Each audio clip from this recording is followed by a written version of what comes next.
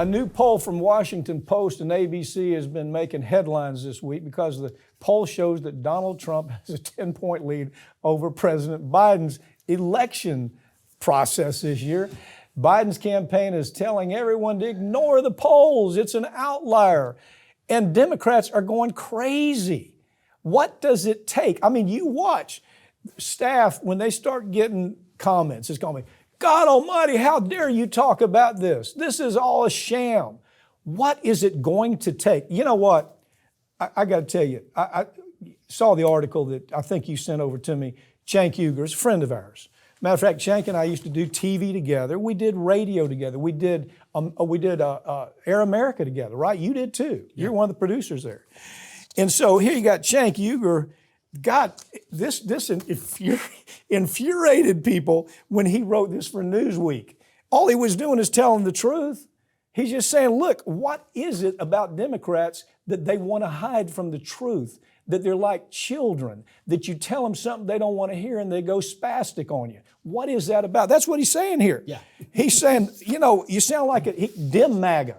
You sound like a MAGA, a blue MAGA is what you sound like. So pick it up. Start with Cenk's story. I think he did a great job here. Yeah, he really did. And what he's pointing out in this piece that he wrote is just that, listen, the polls, and this was, by the way, before this poll, right.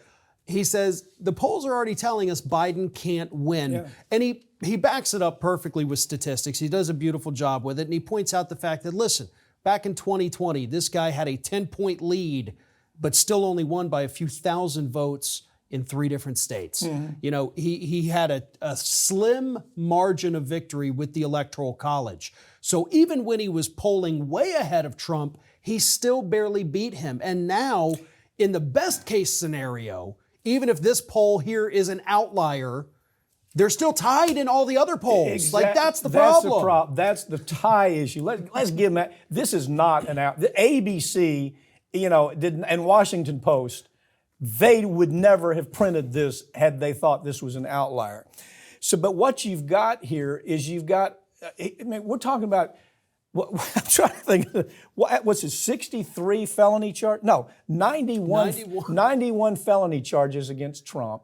3 different districts. He's, labeled, some of this stuff is true. The guy's got some criminal conduct going on here. But even with that, they're saying, well, I'm sorry, we don't trust the guy. We just don't trust him. And it's a lot more complicated than that, isn't it? Yeah, and also in this new poll, it shows that Trump's approval rating has jumped up 10 points since he left office. And look, we saw the same thing with George W. Bush, though, because he left office historically unpopular. And then a year or 2 later, everybody's like, well, he wasn't that bad. Because the public has an attention span of about 2 days, and they can't remember what happened a week ago. So they're like, well, was Trump really that bad? Was it that horrible? The answer is yes, it was. What I love about this, the Washington Post, they did a nice job on this story. They didn't just say we did a poll and we're not going to stand behind it. They stood behind this poll. And they break it down. I think really interesting the way they break it down. And they say that, first of all, let's look at each issue. You hear the Democrats out there, well, my God, look what he's done for the economy. People don't understand what he's done for the economy. All they know is gasoline's gone up, beef has gone up. They got to pay more for natural gas. They have to pay more for a used car. They have to pay more for eggs. So all this Biden economics, it may be true. Maybe there's been a bump. Maybe we've gotten better. But the American public doesn't see that, and it's frustrating to the Democrats. And then you go to the other issue, like you've got Biden standing behind Ukraine. 63% of the American public says, hell no. We got problems at home that we got to pay attention to. Yeah, we've seen a big flip in the support for Ukraine. A year ago, most people said absolutely do whatever it takes. Now, as you said, we got 63% that says stop giving them anything. We got to fix our own country here. So if you take each one of these, abortion, analyze abortion. What is it? Is it a game changer? It should be. It should be a game changer. It should be, but the administration here is not capitalizing on that issue in any way. The voters have reacted to it. Listen, we have had special elections all year, and Democrats have overperformed in every one of those elections. On the abortion issue. Exactly, and he's not saying anything. I mean, he's not doing anything, and maybe that's a smarter move. Maybe they say, listen, I don't know. we don't want to wade into the fight because we know the negative connotation. But at the same time, you know, were you talking about the economy? I think it's such a good point because people don't care about graphs and charts and statistics. How much the eggs cost? Yeah, people care about what they see when they go to the grocery store. They care about what they see when they log in to check their bank balance. That is what matters to them. It doesn't matter that, oh, okay, well, in another state, these people are doing better. It's got to be frustrating, okay, because the Democrats, especially the Democrats that I call them headline Democrats, all the headline Republicans do the same thing. What are the Republican leadership talking about? Well, that's going to be my talking point. Democrats the same way. What is the headline? Because that's what I'm going to talk about. So they're seeing the headline from the talking heads around Biden, and they're saying, well, this sounds right. But they don't understand, it doesn't make any difference. You know, the inflation issue is killing everything you have to say about Biden economic policy. So how about young vote?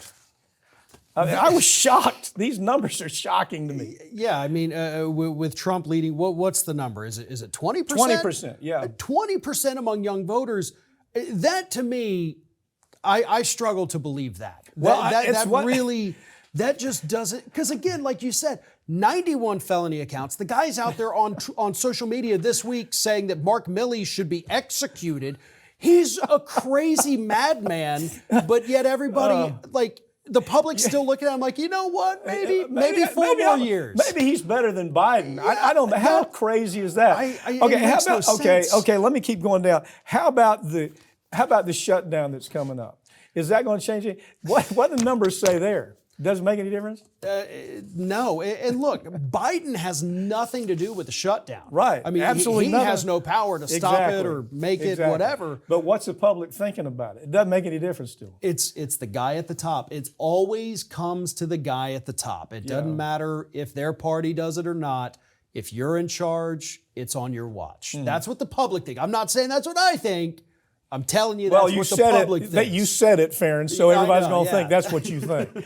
Okay, so how about this? The third-party run. The third-party run is lights out, isn't it? I mean, according to these numbers. It really is. If there's anybody that siphons even just a couple thousand votes away, then Donald Trump is headed towards a massive landslide. And when you look at these polls, somebody on social media, I wish I had saved it, posted it, what an electoral college map looks like with these numbers. Oh, I know. Talk about it a little bit. You've got like 6 blue states. 6. Yeah. I mean, it is annihilation in the electoral college. Yeah. Now, unless, again, Washington Post and ABC just totally blew it with the poll, if that's the case, then okay, you still got a lot to worry about. But this is worrisome. And I've seen far too many people on social media, higher ups, Democratic types saying, no, don't pay attention to this. I've seen the articles like, oh, don't worry.